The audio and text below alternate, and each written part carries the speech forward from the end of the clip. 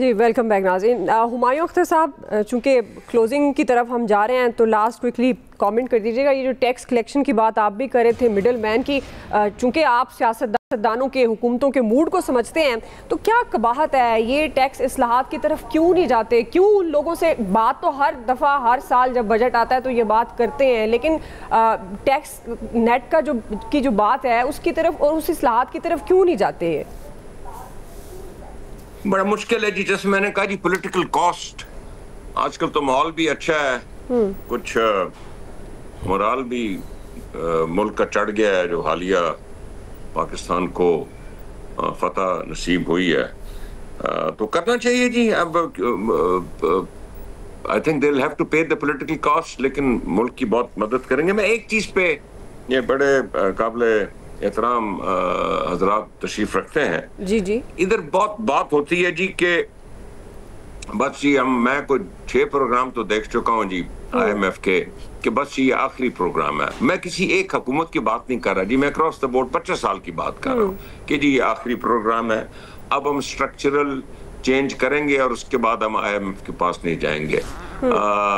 اب وہ structural change کیا ہے یہ ہمیں آج تک نہیں پتا چلتا. وہ جنرلی کو کہتا ہے جی پرائیویٹائزیشن کر دیں گے, کوئی کہتا ہے یہ ان ٹیکسڈ سیکٹر کو لے آئیں گے بیچ میں. لیکن میری نظر میں سٹرکچرل چینج جو ہے نا جی صحیح معنوں میں جو مسئلہ بنا ہوا ہے اس ملک میں, کہ آپ 3 سے 4% جب گروتھ پہ جاتے ہیں, کیونکہ آپ نے اپنے اوپر قرضہ اتنا چڑھا دیا ہے, 6 گنا آپ کی ڈیٹر لائبلٹیز بڑھ گئی ہیں. آج کل پرابلم یہ ہے, جیسے فائنانس منسٹر نے کہا جی کہ ہم بوم اور بسٹ سائیکل میں نہیں گھسنا چاہتے, ہم گریجولی جائیں گے. گریجولی ضرور جائیں, لیکن گریجولی جانے سے یہ مسئلہ حل نہیں ہوگا. مسئلہ حل ہوگا کہ آپ امپورٹ بیسڈ اور کنزمپشن بیسڈ اکانومی سے باہر کیسے نکلتے ہیں. اور وہ میری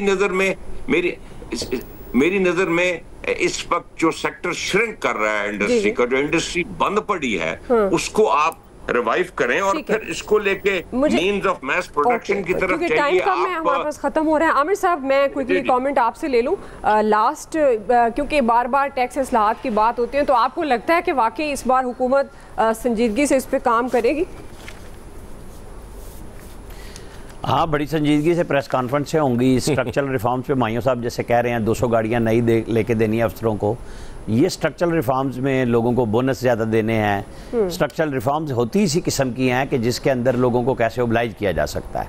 نیت ٹھیک ہو. شہباز شریف صاحب کو میرا بالکل سیدھی سی بات ہے کہ آپ نے جو انکم ٹیکس یعنی آئی آر ایس اور کسٹم کے افسروں کی لسٹ بنائی تھی ABCD, اس کے اوپر عمل کیوں نہیں ہوا؟